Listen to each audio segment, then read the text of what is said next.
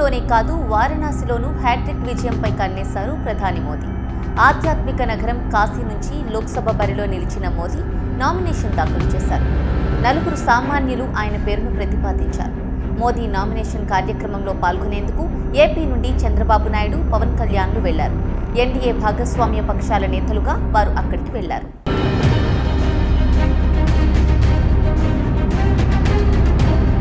కేంద్రంలో ఎన్డీఏ కూటమి 400కు పైగా స్థానాలు గెలుచుకోవడం ఖాయమని ధీమా వ్యక్తం చేశారు ప్రధాని నరేంద్ర మోదీ. కాంగ్రెస్ 40 సీట్లు దాటలేదని అభిప్రాయపడ్డారాయన. ఉత్తరప్రదేశ్లో కాంగ్రెస్ ఖాతా తెరిచే ప్రసక్తే లేదన్నారు మోదీ. వారణాసిలో నామినేషన్ సందర్భంగా జాతీయ మీడియాతో మాట్లాడిన ప్రధాని రాయ్బరేలీలో రాహుల్ గాంధీ ఓడిపోతారనే సంకేతాలిచ్చారు. రాయ్బరేలీలోనూ ఈసారి కమల వికాసమే అని జోష్యం చెప్పారు. కాంగ్రెస్ కంచుకోటను తాము బద్దలు కొడతామని ఆయన ప్రతిజ్ఞ చేశారు.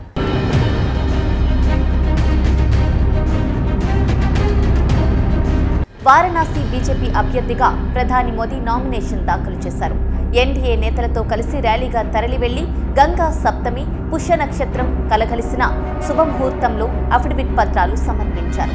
బీజేపీ చీఫ్ జేపీ నడ్డా, కేంద్ర మంత్రులు అమిత్ షా, రాజ్నాథ్ సింగ్, ఉత్తరప్రదేశ్ ముఖ్యమంత్రి యోగి ఆదిత్యనాథ్ సహా 25 మంది ఎన్డీఏ మిత్రపక్షాల నేతలు మోదీ వెంట రిటర్నింగ్ అధికారి కార్యాలయానికి వెళ్లారు. ఏపీ నుండి ఎన్డీఏ మిత్రపక్షాలైన టీడీపీ, జనసేనల తరపున చంద్రబాబు నాయుడు, పవన్ కళ్యాణ్లు మోదీ నామినేషన్ కార్యక్రమానికి హాజరయ్యారు.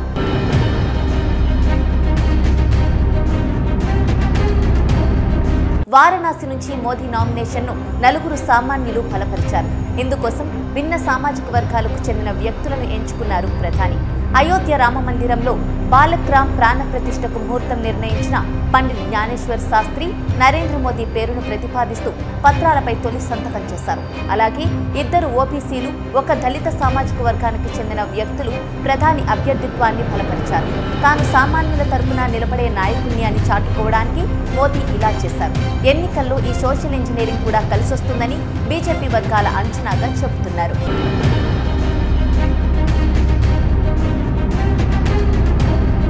నామినేషన్ దాఖలుకు ముందు వారణాసిలోని గంగా నదీ తీరాన ఉన్న దశాశ్వమేఘ ఘాట్లో పూజలు చేశారు మోదీ. వేద పండితుల మంత్రోచ్చారణల మధ్య గంగమ్మ తల్లికి హారతి ఇచ్చారు.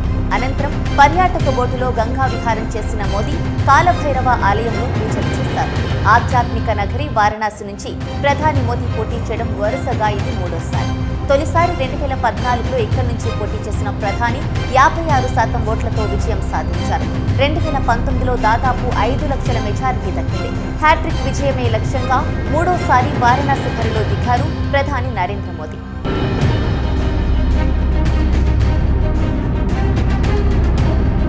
కాంగ్రెస్ నుంచి UP PCC chief Ajay Ram పోటీ చేస్తున్నారు.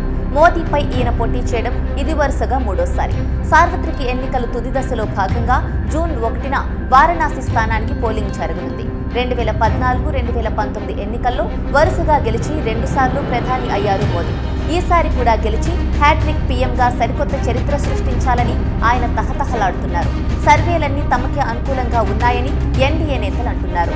మోదీ 3వసారి ప్రధాని కావడం కేవలం లాంఛనప్రాయమేనని వారంటున్నారు.